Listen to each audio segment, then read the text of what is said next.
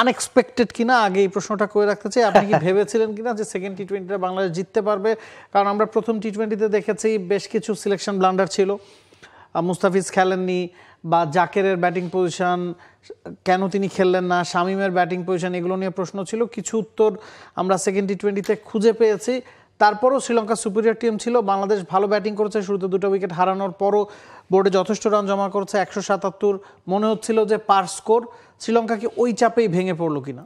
মানে নাবিল কাসের আপনি চিন্তা করেন, একটা দল জিতেছে, আপনি মানে পাল্টা প্রশ্ন করতে হচ্ছে যে জয়টা কি মানে প্রত্যাশিত ছিল কিনা। না, আমি খুব আশাবাদী মানুষ। যদি আপনি ব্যক্তিগতভাবে যেহেতু আমাকে জিজ্ঞেস করছেন, আমি আশা করছি যে বাংলাদেশ হয়তো জিতবে। মানে ঠিক আছে, এত বড় ব্যবধান এত সহজে জিতবে।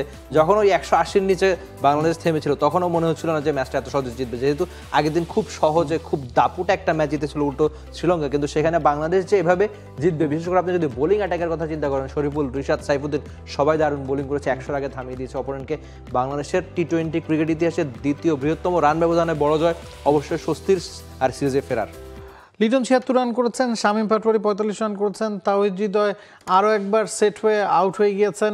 ব্যাটিং অর্ডারটাকে কি এখন একটু স্টেবল মনে হচ্ছে কিনা? নাইম শেখকে আমরা দেখেছি মিডল অর্ডারে খেলতে, যদিও তিনি ওপেনার ছিলেন। আমরা গেল শোতে আলোচনা করছিলাম যে তানজিদ তামিম, পারভেজ ইমন, তাওহিদ হৃদয়, নাইম শেখ, লিটন দাস সবাই আসলে বিপিএল বা ঘরোয়া ক্রিকেটে টি-20তে অন্তত ওপেনিংয়ে ব্যাটিং করেন বা 1 থেকে 3-এর মধ্যে ব্যাটিং করেন। মিডল অর্ডার ব্যাটসম্যানের অভাব অনুভূত হচ্ছিল। সেই জায়গায় কি মনে হচ্ছে যে এখন একটু ব্যাটিং অর্ডারটা তুলনামূলক স্টেবল? না, মাঠের ক্রিকেটে দল যত ভালো করবে তত আলোচনা কম হবে মাঠের বাইরে, প্রশ্ন কম উঠবে। আমরা প্রথম ম্যাচে খুব বাজে ব্যাটিং করেছি বলেই এত আলোচনা হচ্ছে। আর আরেকটা ব্যাপার হচ্ছে, আপনাকে ক্যাপ্টেনকে রান করতে হবে, বা ক্যাপ্টেন যদি বোলার হয় ভালো পারফরমেন্স করতে হবে। ক্রিকেট এমন একটা খেলা, আমরা প্রায়শই বলি যে ক্রিকেট পুরোপুরি টিম গেম, এটা সত্যি, কিন্তু আপনাকে ক্যাপ্টেনকে লিডার হয়ে উঠতে হবে, ভালো পারফরমেন্স করতে হবে। তো লিটন এমন একটা জায়গা ছিলেন, তার সেরা একাদশে থাকা হবে কিনা সেসব নিয়ে আমরা আলোচনা হয়তো উঠেছে অনেক বেশি।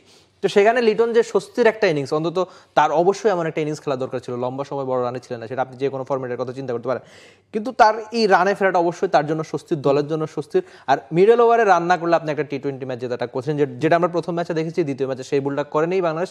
লিটনের ব্যাটে রানে ফেরায় অন্তত স্বস্তি বাংলাদেশ। পজিটিভ থেকে একটু নেগেটিভের দিকে যদি আসি, মেহেদী মিরাজ যিনি ওয়ানডের নতুন ক্যাপ্টেন, তাকে কি এখনো আসলে প্রপার ইউটিলাইজ বাংলাদেশ করতে পারছে কিনা? এবং টি-20তে আমরা জানি শেখ মাহেদী টি-20 স্পেশালিস্ট, তাকে 2 ম্যাচের একটা ম্যাচও খেলানো হয়নি। এই জায়গায় কি তৃতীয় ম্যাচে কোনো বদল দেখেন কিনা?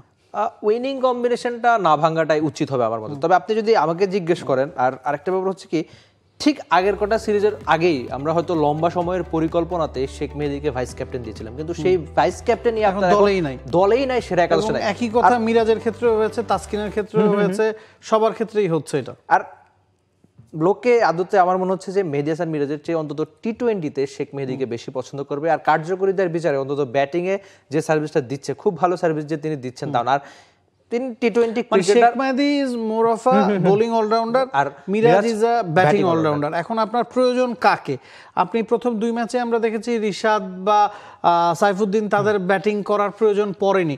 সেক্ষেত্রে তো আপনার স্পেশালিস্ট বোলারকে খেলানোটা বেশি দরকার অবশ্যই। আর শুরুতে আপনি বাংলাদেশের পেসাররা খুব ভালো বল করতে পারছে না, সেটা সাইফুদ্দিন, তাসকিন বা তানজিম সাকিব, যেই আসছে প্রচুর রান দিচ্ছে, মানে রান কনসিড করে ফেলছে, যে এটা ভোগাচ্ছে বাংলাদেশকে। আর এই জায়গাটাতে আমার মনে হয় শেখ মেহেদী খুব ভালো সার্ভিস দিতে পারতেন, বিশেষ করে পাওয়ার প্লেতে তার রেকর্ড দারুণ, সেটা বাংলাদেশের পক্ষে সবসময় ভালো বল করে। আপনি যদি সবশেষ 2টো সিরিজ বাদ দেন, এই 2 সিরিজ বাদে কিন্তু শেখ মেহেদী টি-20তে দারুণ একজন পারফর্মার, বিশেষ করে বোলার হিসেবে। সেই জায়গাতেই মেহেদী হাসান মিরাজ আমার মনে হয় একটু ব্যাকফুটে ছিল, এমনকি সবশেষ বিপিএল টুর্নামেন্টের সেরা ক্রিকেটার হওয়াতে মিরাজের টি-20 ক্যারিয়ার একটা পুনর্জাগরণ হয়েছে। নাহলে কিন্তু মিরাজের টি-20 ক্যারিয়ার অলমোস্ট শেষই বলা হয়েছিল। সেই জায়গা থেকে তিনি ফিরেছেন, কামব্যাক করেছেন, কিন্তু আমার মনে হয় এখনো পারফর্মার হিসেবে কেবল টি-20তে শেখ মেহেদী মিরাজের চেয়ে এগিয়ে থাকবে। অবশ্যই। আমরা তৃতীয় টি-20 নিয়ে কথা বলছিলাম। তৃতীয় টি-20টাতে কলম্বোতে হতে যাচ্ছে, এবং একই সময় কলম্বোতে বাংলাদেশ 2টা ওয়ানডে খেলেছিল, এবং কলম্বোর ওই 2টা ওয়ানডেতেও সিরিজটা সমতায় ছিল। বাংলাদেশ প্রথম ম্যাচটা হেরেছে, পরের ম্যাচটা জিতেছে, এবং কলম্বোতে তো মোর অর লেস স্পিন সহায়ক উইকেটই আসলে হয়ে থাকে। For more updates, subscribe to our YouTube channel and click on the bell icon. Follow us on Facebook and Instagram. Download T-Sports app to enjoy exciting games and highlights. Visit tsports.com.